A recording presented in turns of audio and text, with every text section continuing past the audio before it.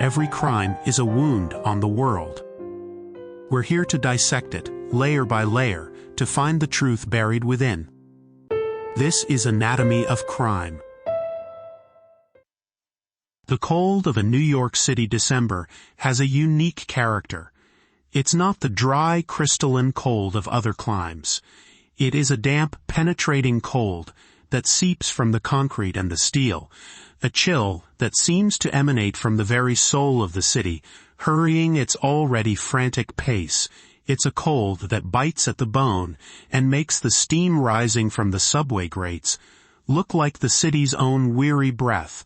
On the morning of December 8, 1980, this cold carried with it no sense of premonition, no omen of the darkness that would descend before midnight. It was just another Monday in a city teetering on the edge of a new decade, a city of grit and grandeur, of unparalleled artistic energy and profound urban decay. And at the heart of that energy, overlooking Central Park at the corner of 72nd Street and Central Park West, stood the Dakota. It was less an apartment building and more a Gothic fortress, a brooding, magnificent pile of gables, arches, and ornate ironwork that seemed plucked from a Victorian fever dream. For over a century, it had been a bastion of the city's elite, a sanctuary for artists and intellectuals, and for the better part of a decade, it had been home to a man who had reshaped global culture with a guitar and a four-word plea: give peace a chance. John Lennon, at 40 years old, had finally found a measure of peace within those formidable walls. New York City, in all its glorious indifference, had granted him a gift that fame had stolen everywhere else, a semblance of normalcy. Here, he could be a husband and a father. Here, he could walk to the park with his young son, Sean, and be just another dad. After 5 years of a self-imposed exile from the music industry, 5 years spent baking bread, learning the rhythms of domesticity, and raising his child, he was back. His new album, Double Fantasy, a deeply personal collaboration with his wife Yoko Ono, was climbing the charts. It was a testament to his survival, a celebration of love, rebirth, and the quiet beauty of a settled life. It was a message of hope from a man who had famously asked the world to imagine. Outside the Dakota's ornate gates, which were patrolled by uniformed doormen who were more like friendly guardians, another man was waiting. He had been there for hours, a bulky, bespectacled figure stamping his feet against the cold, his breath pluming in the frigid air. To the doorman, to the handful of other fans who lingered in hopeful reverence, he was just another face in the crowd, another soul drawn into the gravitational pull of a legend. He was 25-year-old Mark David Chapman from Honolulu, Hawaii, a place as far removed from the December chill of Manhattan as one could imagine. In the pocket of his worn coat was a .38 caliber Charter Arms revolver, loaded with 5 devastating hollow-point bullets. In another pocket was a paperback copy of J.D. Salinger's The Catcher in the Rye, its cover creased, its pages filled with his own annotations, and in his mind was a swirling vortex of devotion, resentment, psychosis, and a profound pathological confusion that had been gathering force for years. He wasn't just a fan. He was a pilgrim who had traveled thousands of miles to the feet of his idol. But his pilgrimage had a dark and singular purpose. This day, which for John Lennon was a mosaic of the mundane and the creative, a radio interview, a photo shoot, a recording session, was, for Mark Chapman, the meticulously planned culmination of an act of symbolic destruction. Later that afternoon, the two men's paths would intersect for the first time, a moment of mundane grace before an evening of unspeakable violence. As Lennon and Ono left the Dakota for the studio, Chapman, silent and determined, stepped forward from the small crowd. He held out a copy of Double Fantasy. He didn't utter a word, didn't ask, didn't plead. He just held out the record and a pen. Lennon, ever gracious with his public, a man who had never forgotten where he came from, took the album and scrawled his familiar signature across the cover. He looked at the silent, beefy young man and asked a simple, gentle question. "Is this all you want?" Chapman nodded mutely. The transaction was complete. The fan had his prize. The moment was captured by another fan, an amateur photographer named Paul Garesh. The resulting photograph is one of the most haunting images of the 20th century. It shows a smiling, unsuspecting Lennon, his face open and kind, signing the album for the man who, in just a few short hours, would extinguish his life. It is a portrait of innocence and malice occupying the same small frame of reality, a frozen moment before the world lurched on its axis. Chapman had his trophy. He had the autograph. He could have left. For one fleeting, agonizing moment, a voice of sanity inside him told him to do just that, but the darkness was too strong. The mission was not yet complete, and so he waited. Tonight we step back into the biting cold of that December day. We will stand in the shadows of the Dakota and watch as two destinies, one of glorious fame and one of corrosive obscurity, collide with catastrophic force. We are not here simply to recount a tragedy, but to dissect its very essence, to peel back the layers of a psyche so profoundly broken that it sought salvation through destruction. We will explore the twisted, labyrinthine logic that turns admiration into hatred, the psychological decay that allows a man to see his own savior as the world's greatest phony. This is not just the story of a murder. It is the story of an idea, the idea of fame, the idea of authenticity, and the idea of innocence, being executed in a dark archway by a man who understood nothing of what he was destroying. Tonight, on Anatomy of Crime, we dissect the anatomy of obsession, the intricate, pathological process that transforms admiration into annihilation and turns a fan into an assassin. To comprehend the full, devastating weight of the loss on December 8, 1980, we must first understand the life John Lennon had painstakingly built in the years leading up to it. The 1960s had made him a global icon, but the 1970s nearly broke him. After the Beatles imploded in a firestorm of acrimony and lawsuits, Lennon embarked on a solo career that was often as brilliant as it was tumultuous. He was a man at war with the world and with himself. Albums like John Lennon, Plastic Ono Band, and Imagine were raw, powerful, and politically charged. He became a leading voice of the anti-war movement, a constant thorn in the side of the Nixon administration, which responded with a years-long campaign of surveillance and deportation threats.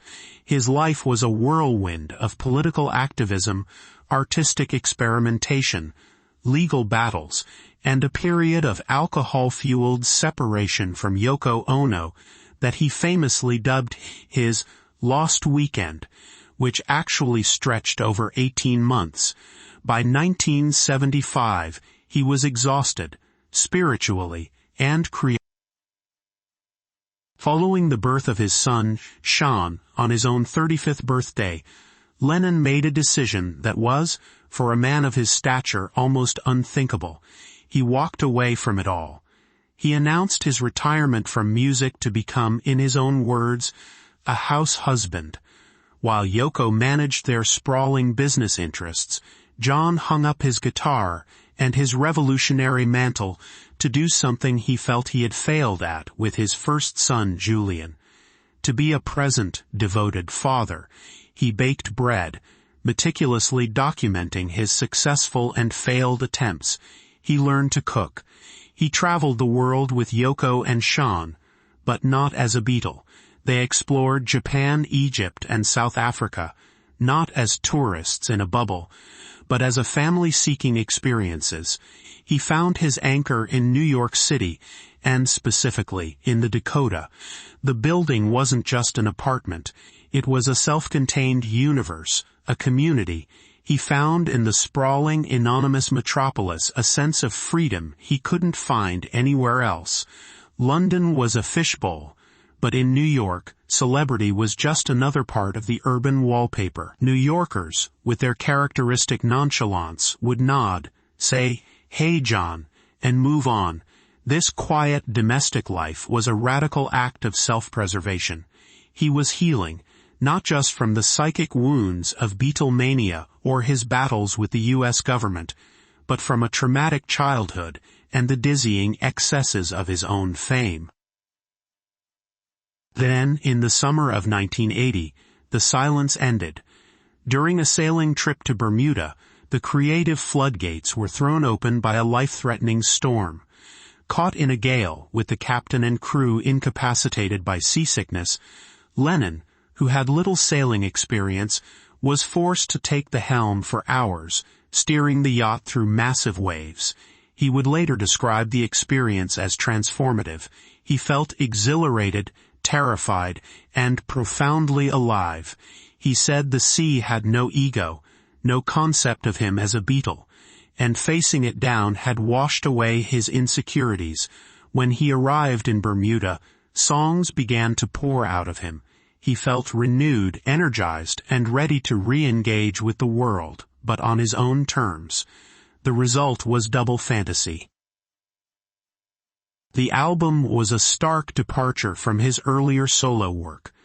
It was not an angry political statement or a primal scream of self-analysis. It was a calm, mature, and deeply personal dialogue with his wife about their life together, structured as a conversation between them, with his songs and hers alternating. Tracks like Just Like, Starting Over, Beautiful Boy, Darling Boy, and Woman were odes to domestic bliss, partnership, and the simple, profound joy of watching a child sleep.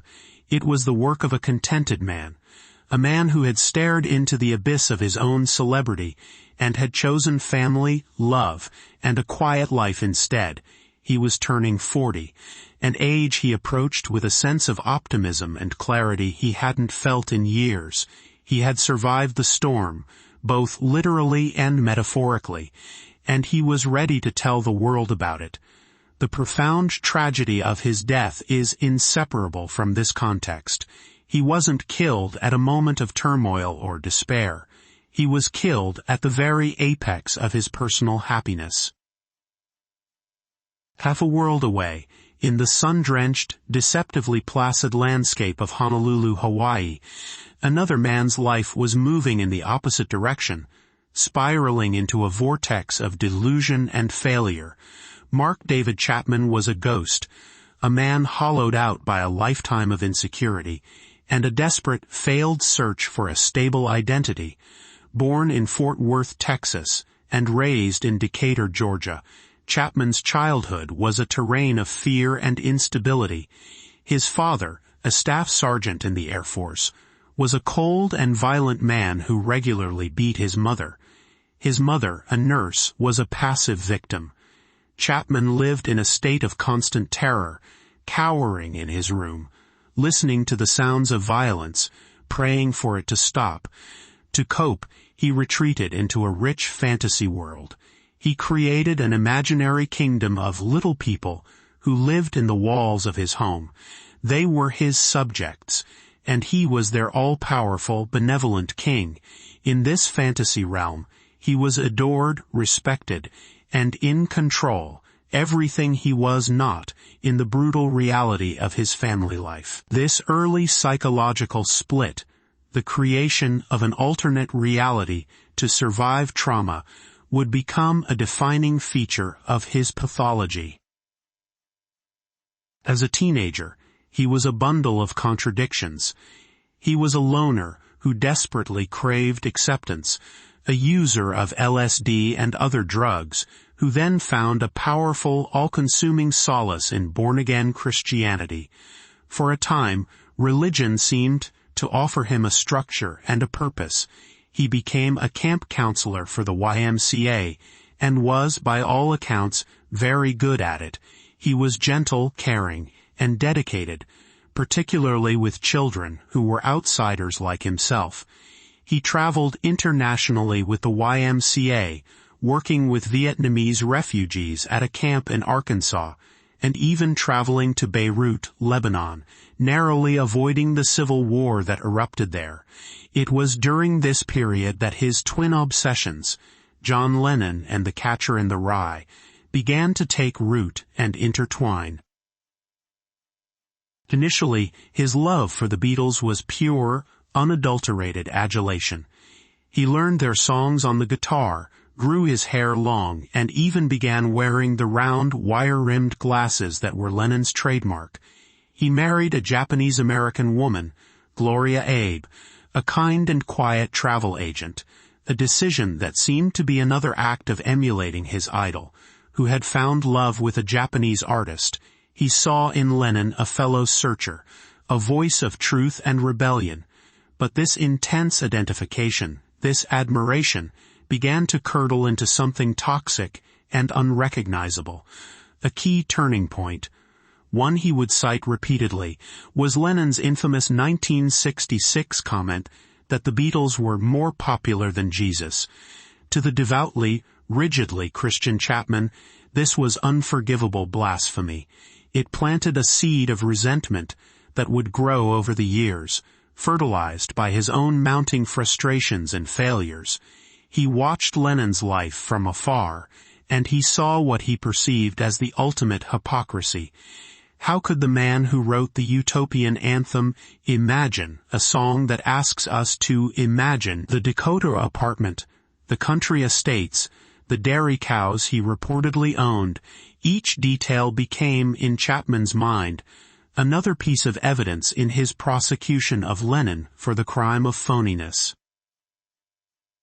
And that word, phony, became the central organizing principle of his psychosis.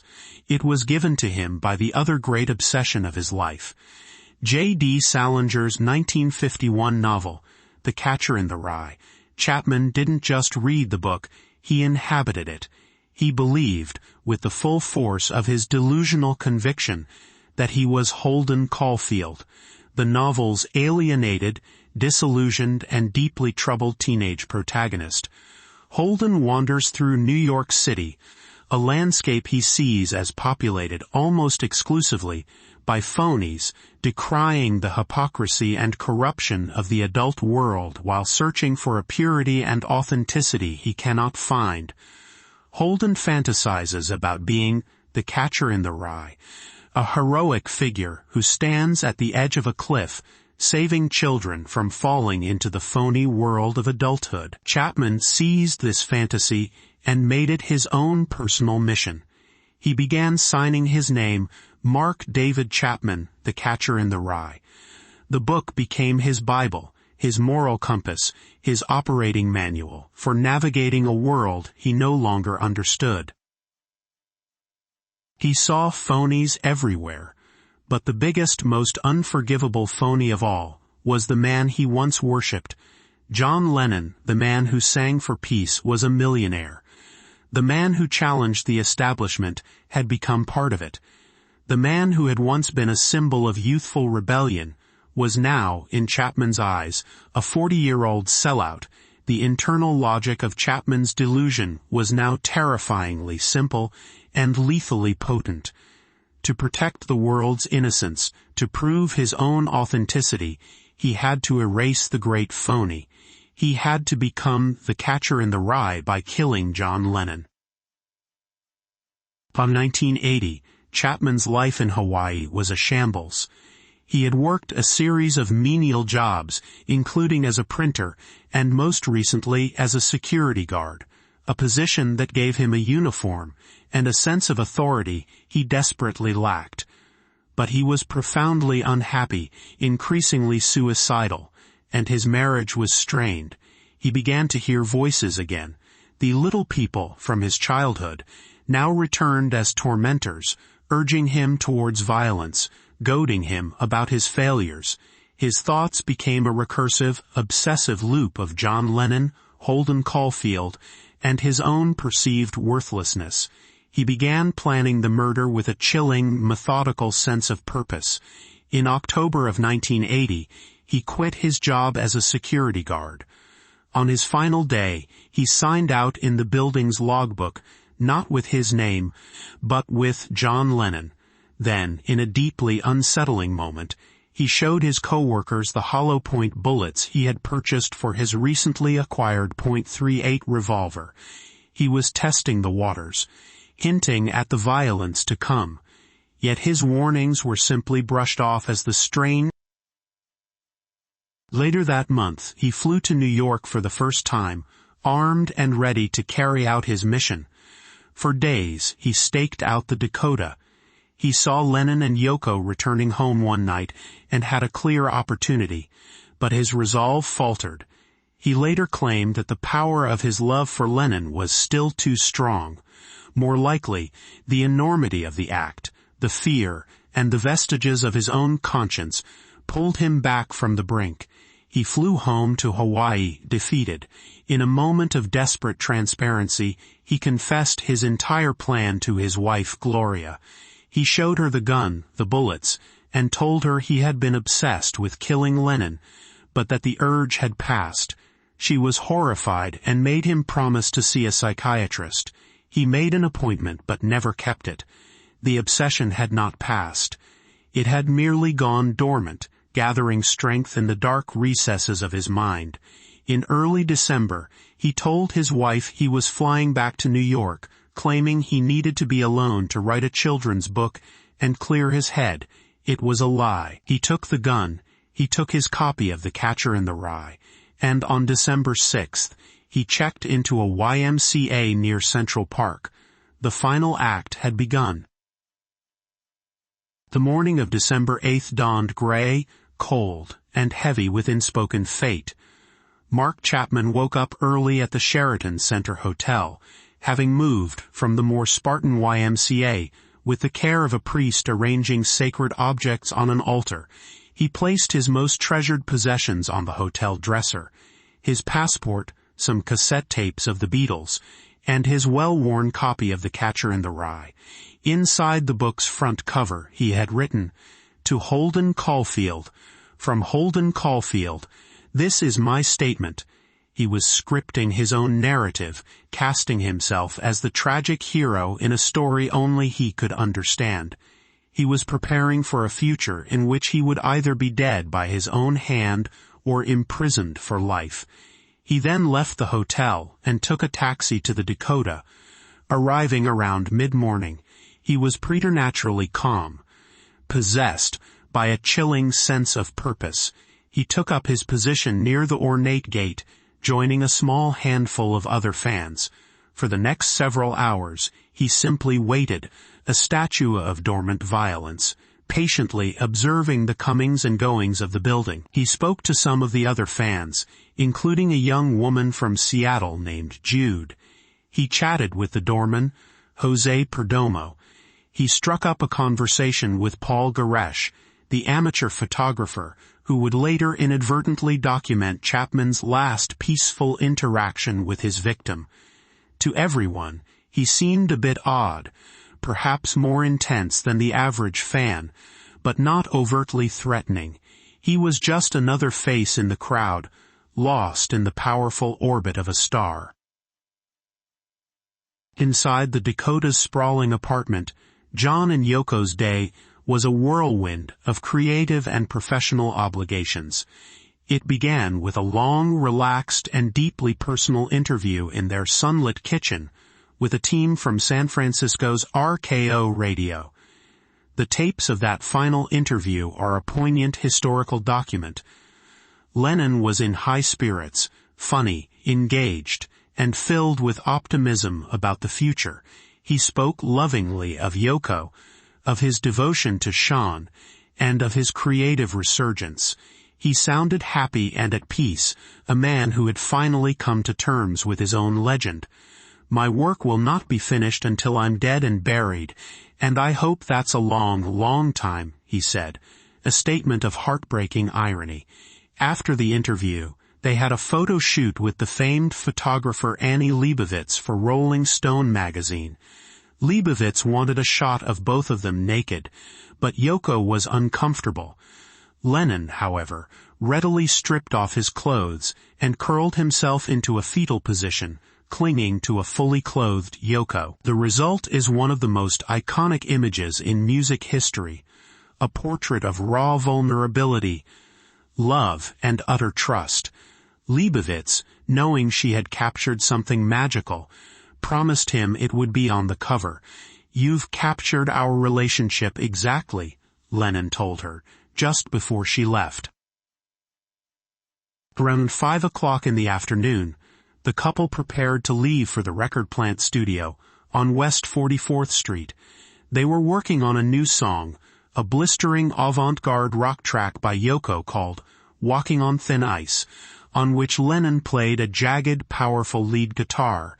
As they walked out of the Dakota's archway towards their waiting limousine, Chapman, who had been waiting for over 6 hours, saw his moment. He stepped forward, holding the Double Fantasy album. This was the moment immortalized by Paul Garesh's camera. Chapman stood there, his face puffy and unreadable, as Lennon, without hesitation, took the pen and album. The gesture was casual, automatic, an act of grace he had performed thousands of times for thousands of fans. But for Chapman, it was a moment of profound internal conflict, a psychic earthquake. As Lennon signed his name, a wave of indecision washed over him. A voice in his head, a good voice, the voice of the man he used to be, screamed at him, go home, you've got the album." He signed it. That's all you wanted. Leave now. For a brief, flickering moment, the spell of his obsession was almost broken. The human connection, the simple act of kindness from his idol, nearly derailed the entire monstrous plan. But then the other voices, the little people, his internal tormentors, returned with a vengeance. They whispered that he was a failure, a nobody. They told him that if he walked away now, he would go home with an autographed album. But he would still be Mark David Chapman. He would still be nothing. The autograph was not the prize. The murder was the prize. The murder would make him somebody. It would fuse his identity with Lennon's forever. A parasitic immortality. The moment passed. The darkness won. He stayed. He watched the limousine pull away, and he continued his vigil in the deepening cold. Hours passed. The sun set. The temperature dropped into the 30s. Paul Garesh, the photographer, decided to go home. He invited Chapman to join him for a drink, but Chapman refused. "I'd wait," he said with an eerie certainty. "You never know if you'll see him again." The doorman, Jose Perdomo, saw Chapman still lingering, a lone, bulky figure in the shadows, and urged him to leave. "The fans are gone," he said. "You should go home." But Chapman was immovable, a sentinel at the gates of hell, waiting for his moment to open them. Inside the record plant studio, Lennon was alive with creative energy. He gave what would be his final performance, a searing, brilliant guitar solo for Yoko's track. The session ended around 10:30 p.m. John and Yoko considered going for a bite to eat at a restaurant, but then changed their minds. John wanted to go home first. He wanted to see Sean before he went to sleep. It was a small, fateful decision, born not of celebrity, but of love, a decision to be a father. At approximately 10:50 p.m., their white limousine pulled up to the curb on 72nd Street, instead of driving into the secure inner courtyard, a choice that might have saved his life. They got out on the street. It was a routine they followed often, a testament to how safe Lennon felt in his adopted city. Yoko exited first and walked ahead towards the building's archway. Lennon followed a few paces behind, carrying a set of tape cassettes from the studio session. As he passed Chapman, who was standing just inside the darkness of the arch, he seemed to recognize the young man from the afternoon. Their eyes may have met for a fraction of a second. Chapman didn't say a word. He let Lennon walk past him. Then, from a distance of about 10 feet, in a calm, deliberate voice, he called out, "Mr. Lennon." As Lennon turned, his body instinctively responding to his name, Chapman dropped into a combat stance, a two-handed grip, legs slightly bent, a posture he had practiced. He fired his .38 Charter Arms, special 5 times. The noise was deafening, a series of sharp, percussive cracks that echoed violently in the stone archway. 4 of the 5 hollow-point bullets designed to expand on impact and inflict maximum internal damage found their mark. They tore through Lennon's back and left shoulder, ripping through his lungs, his aorta, and his left subclavian artery. The force was devastating. Lennon didn't cry out. He staggered forward, up the few steps into the Dakota's reception office, the tapes he was carrying scattering across the floor. He collapsed, blood pouring from his mouth and chest, and uttered his last words, "I'm shot." Chaos erupted. Yoko Ono, who had been just ahead of him, turned to see the horror and began screaming, a sound of primal, uncomprehending grief. In the archway, doorman Jose Perdomo, who had witnessed the entire event, ran towards Chapman. He saw the gun still smoking in Chapman's hand, and yelled, "Do you know what you've done?" Chapman, eerily calm, his face a mask of placid resolution, simply replied, "Yes, I just shot John Lennon." Perdomo kicked the gun out of Chapman's hand, sending it skittering across the pavement. Another building employee kicked it further away. Chapman offered no resistance. He did not try to run. He did not try to fight. He calmly removed his coat and hat, placing them neatly on the ground as if to make sure the police would have no trouble identifying him or his belongings.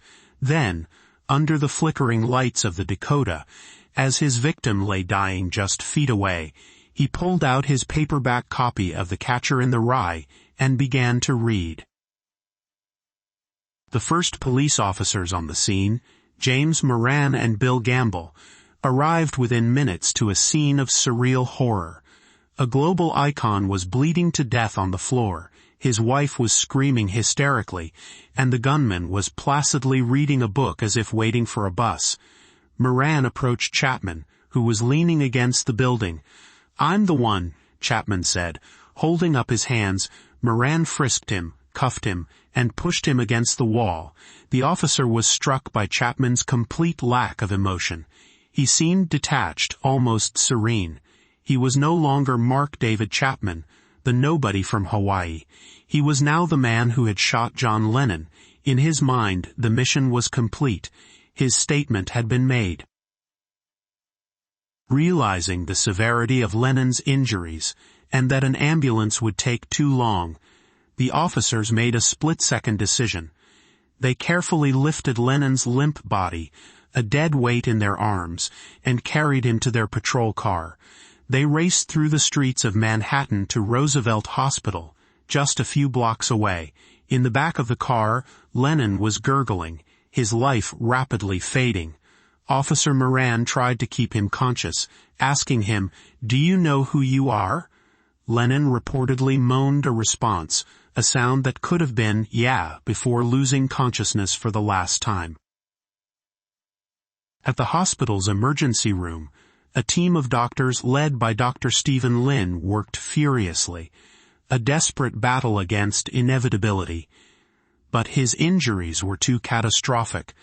The hollow-point bullets had done their job with brutal efficiency. He had no discernible pulse, and had lost over 80% of his blood volume. After a desperate and futile attempt at open-heart massage, John Lennon was pronounced dead on arrival at 11:07 p.m. The news was relayed to a waiting Yoko Ono, whose grief, Dr. Lin would later recall, was an unforgettable sound of pure, animalistic pain. The world learned of the tragedy in a bizarrely public fashion. An ABC News producer who had been injured in a motorcycle accident happened to be in the same emergency room and overheard the news. He called his network. On the ABC broadcast of Monday Night Football, legendary sportscaster Howard Cosell was handed the news. He had interviewed Lennon years earlier, live on air, in front of millions of viewers watching a game between the Miami Dolphins and the New England Patriots. A shaken Cosell delivered the unthinkable message. An unspeakable tragedy confirmed to us by ABC News in New York City.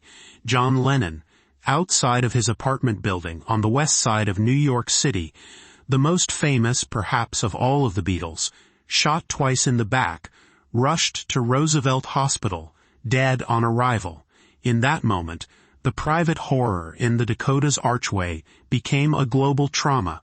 Vigils sprang up instantly. In New York, thousands gathered outside the Dakota, their candles and their quiet singing of "Give Peace a Chance," a stark, heartbreaking contrast to the violence that had occurred just hours before.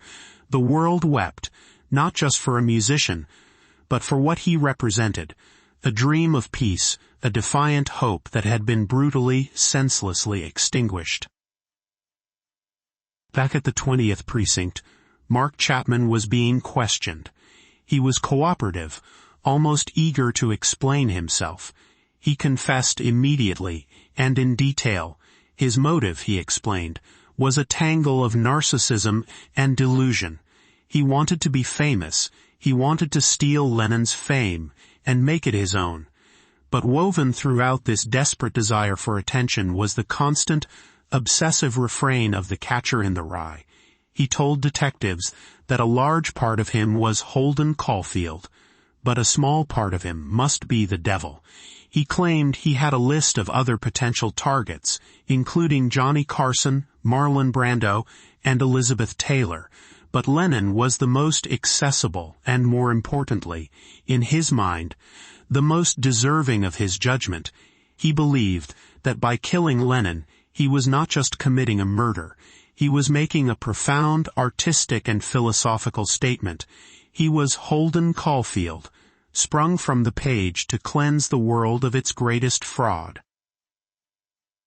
His legal defense was immediately and obviously centered on his mental state. His court-appointed lawyer, Jonathan Marks, planned a robust insanity defense. It seemed a clear-cut case.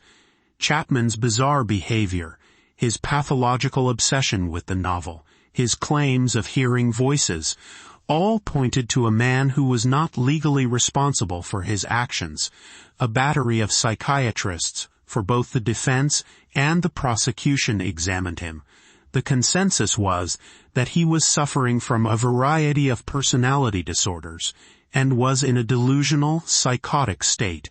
He was a classic narcissist, but was he legally insane under the Manhattan Rule? Did he know that what he was doing was wrong? That was the crucial legal question. But Chapman, ever the controller of his own narrative, derailed the entire process. In June 1981, just before his trial was set to begin, he announced that he was firing his lawyers and changing his plea to guilty. He claimed that God had visited him in his cell at Rikers Island and told him to confess.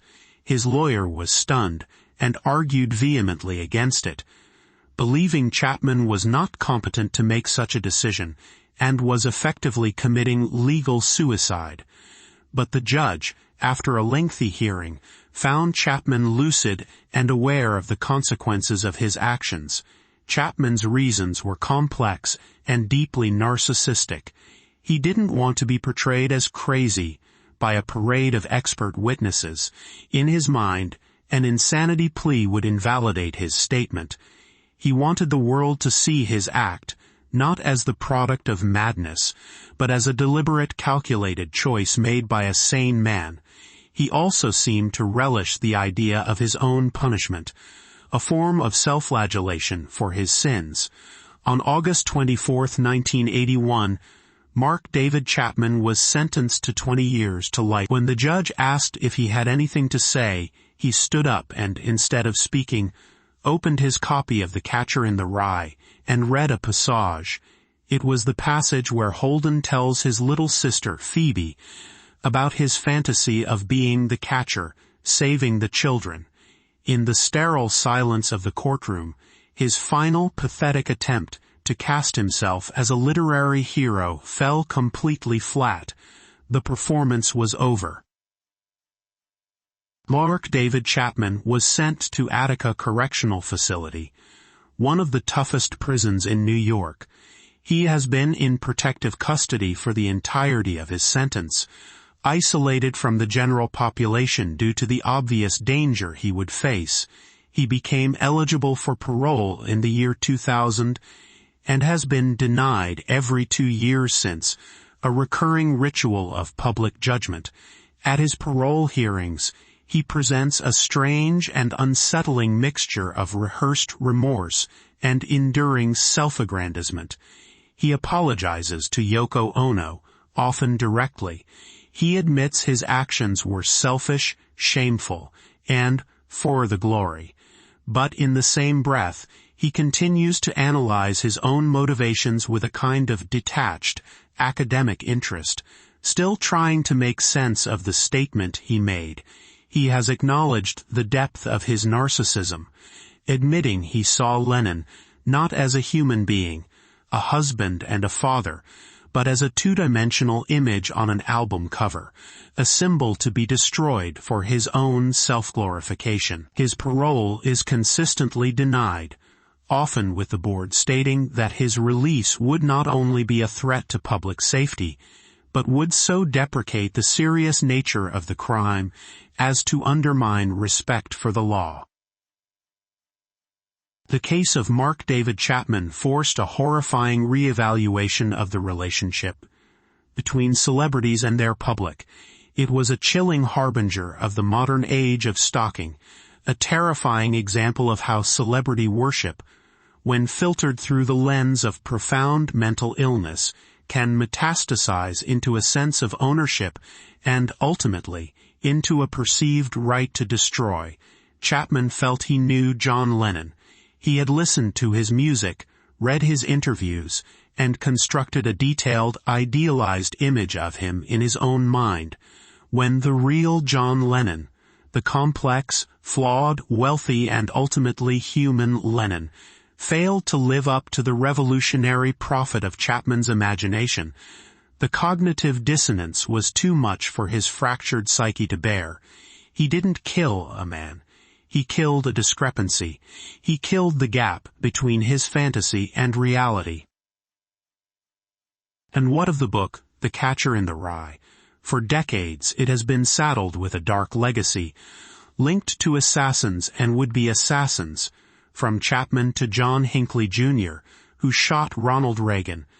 But the book was not the cause of Chapman's madness. It was a symptom, a vessel. It was a pre-written script that he adopted to give his pre-existing psychosis a coherent, literary structure. Holden Caulfield's righteous angst and his lonely war against phoniness provided the perfect vocabulary for Chapman's own bottomless feelings of alienation and rage. Salinger's novel didn't create the killer. The killer co-opted the novel, twisting its nuanced themes of teenage alienation into a simplistic, black-and-white manifesto for murder.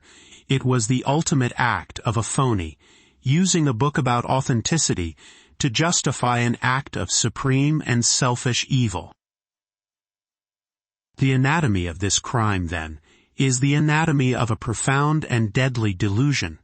It is the story of how a man's identity became so pathologically intertwined with two external artifacts, a rock star and a fictional character, that he ceased to have a self of his own. He was an empty vessel, filled with a toxic cocktail of religious fundamentalism, pop culture obsession, and a deep-seated narcissistic void. To become real, to make his mark on the world, he believed he had to destroy something beautiful and beloved. He targeted John Lennon not just for who he was, but for what he represented at that precise moment in 1980. A man reborn, a man who had found happiness, a man who was, in his own words, just starting over. It was a contentment, a peace that Mark Chapman, in his own miserable and failed existence, could not comprehend and could not tolerate. In his obsessive quest to expose a phony, Chapman revealed only his own profound emptiness. He told the trigger to make a statement, but the only message that resonated from the blast was one of senseless chaos and nihilism. He sought to become a somebody by erasing a somebody, but all he achieved was permanent infamy as a nobody who committed an atrocity. The murder of John Lennon was not the climax of a grand, philosophical battle against hypocrisy.